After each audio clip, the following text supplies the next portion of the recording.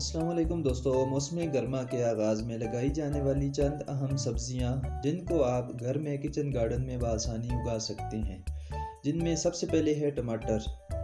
टमाटर को आप घर में बआसानी गमले में या किचन गार्डन में उगा सकते हैं, जो कि आपके रोज़मर्रा की ज़रूरियात को पूरा कर सकता है। अगर आप छोटे से गमले में लगाते हैं तो ये आपको बहुत फ़ायदा देगा।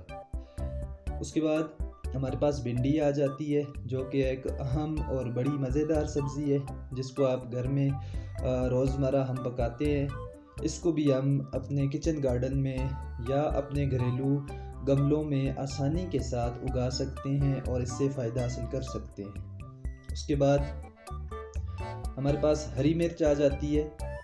हरी मिर्च, चूँकि आप जानते हैं कि एक ऐसी सब्ज़ी है जिसको आप 12 महीने इस्तेमाल करते हैं, चटनी में और तरकारी में, सालन में इस्तेमाल करते हैं।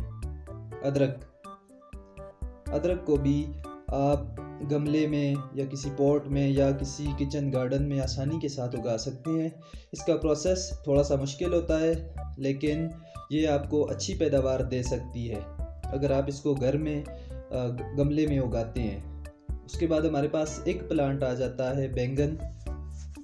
बैंगन को भी हम बड़ी आसानी के साथ इसकी पनीरी डालकर उगा सकते हैं घर में। इसको हम गमले में या